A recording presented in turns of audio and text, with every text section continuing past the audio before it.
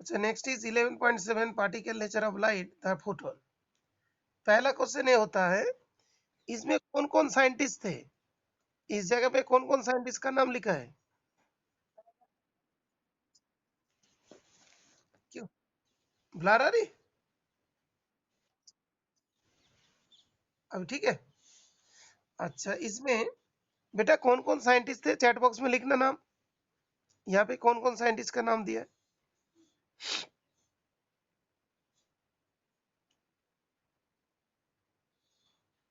और नहीं तो बता ही दे जल्दी, लिखने में टाइम लग रहा तो बता दे यहाँ पे कौन कौन साइंटिस्ट थे। H Compton. हम्म। अच्छा, तो देखो यहाँ पे जो हम लोग को मिल रहा है कि जो बहुत सारे साइंटिस्ट इसमें इन्वॉल्व थे, इस एक्सपेरिमेंट को किए थे। Photoelectric effect thus gave an evidence to strange fact that light in interaction with the matter behave as if it was made up of quanta or packets of energy, each of energy h nu. The photoelectric effect thus gave a evidence of strange fact. The light in interaction with matter behave as if it was made up of quanta or packets of energy, each of energy h nu.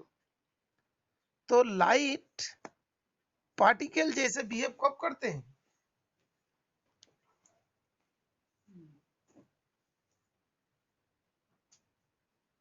हाँ, Rahul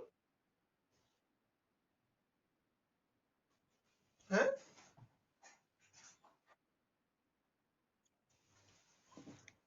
yes, जब तक matter के साथ interact नहीं करेगा तब तक उसका पार्टिकल नेचर को पता नहीं चलेगा। Light in interaction with matter behaved as if it was made of quanta or packets. In the light quantum of energy to be associated with a particle, is the light quantum of energy to be associated with a particle? Einstein arrived at the important result that light quanta can also be associated with the momenta, that is h nu upon c. ये कैसे पता चला था?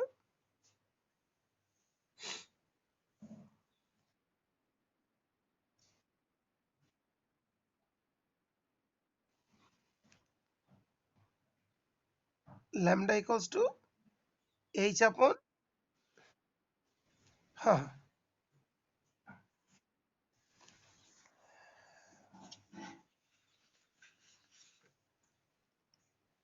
Lambda equals to h upon m है ना। M that was p,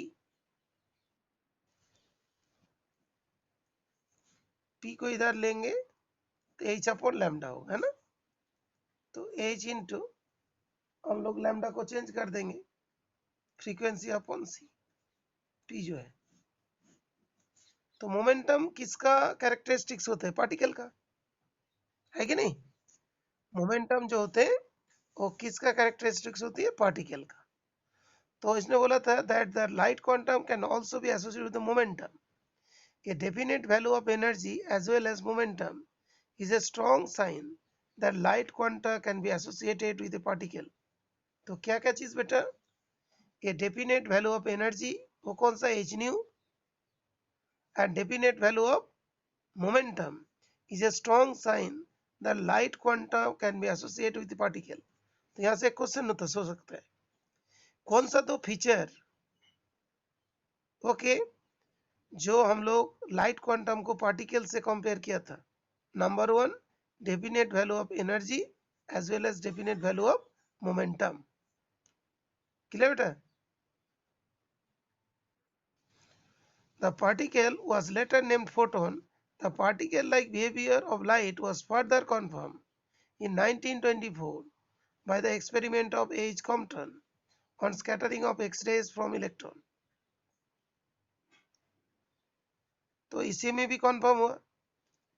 In 1921, Einstein was awarded Nobel Prize in Physics for his contribution to theoretical physics and photoelectric effect. In 1923, Millikan was awarded the Nobel Prize in Physics for his work on the elementary charge of electricity and on the photoelectric effect. तो जो Millikan को जो Nobel prize मिला था, एक तो हो गया एलिमेंट्री चार्ज ऑफ इलेक्ट्रिसिटी, कब? That is 1923। लेकिन उससे पहले हम लोग पढ़े थे ना बेटा, जो उस टाइम में हम लोग सोचते थे वो सारे नेगेटिवली चार्ज पार्टिकल है, बाद में कन्फर्म हुआ था इलेक्ट्रॉन है कि नहीं? तो ये जो 1923 में इसने पहले elementary charge of electricity find कर लिया, और फोटो इलेक्ट्रिक इफेक्ट के बारे में भी एलिमेंट्री आइडिया दे दिया। क्योंकि ये वाला जो इक्वेशन था ना, ये इक्वेशन में एच का वैल्यू फाइ नॉट का वैल्यू ई का रेस्पेक्ट में ही फाइंड किया गया था। मतलब ई नहीं होता, ई मतलब ई का वैल्यू उसने डिटरमाइन नहीं करते, तो ये वाला चीज लेकिन अधूरा रह जाता। अंडरस्टूड? तो जो मतलब तुम्हारे मिलिकन के इलेक्ट्रॉन के चार्ज डिस्कवर के बाद ही ये वाला जो इक्वेशन था इसका वैलिडिटी मतलब और भी अच्छा तरीका से सिग्निफिकेंटली हो गया, इसका वैलिडिटी आराम से प्रूव हो गया। बिकॉज चार्ज है, चार्ज के साथ किसको इंटू करोगे? वो जो वी नॉट को, वी नॉट के एक पर्टिकुलर वैल्यूज को, तो फाइ नॉट आ जाएंगे। चार्ज के साथ किसको इंटू करोगे? टेन थीटा को, तो यही चाह जा रहा था। So he got Nobel Prize of Physics for work on the elementary charge of electricity and on the photoelectric effect.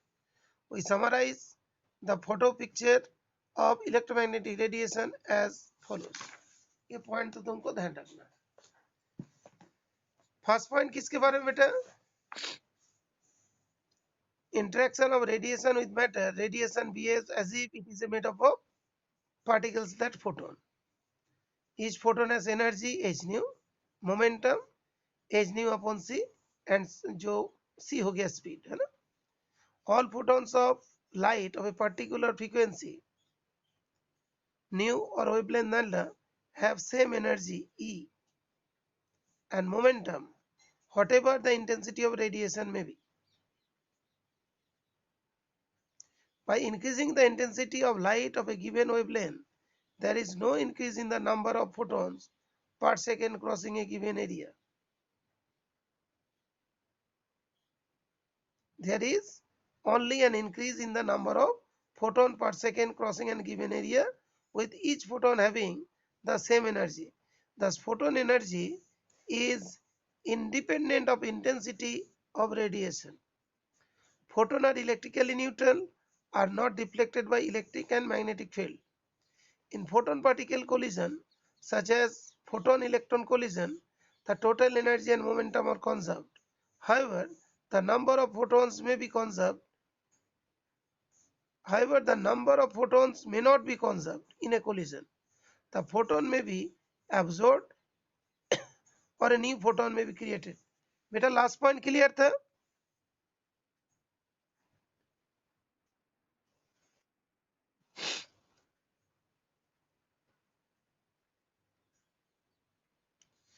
तो in a photon particle collision,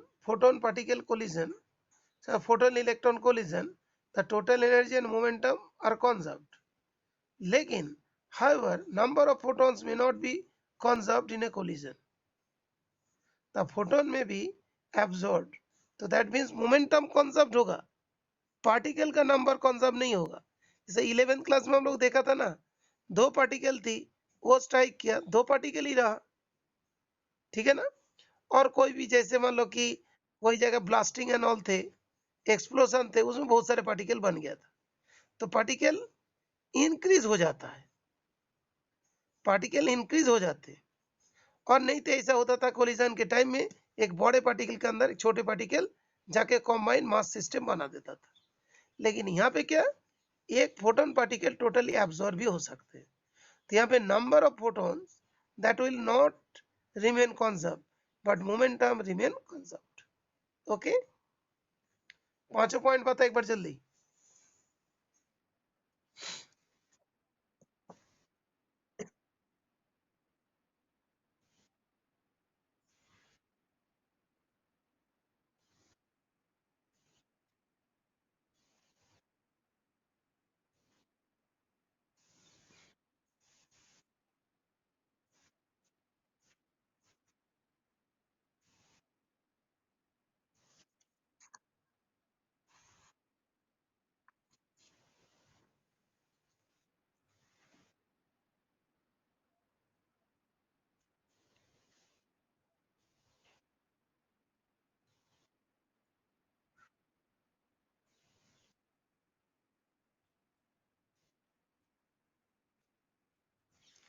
अच्छा, इसके बाद न्यूमेरिकल के बारे में बताते हैं।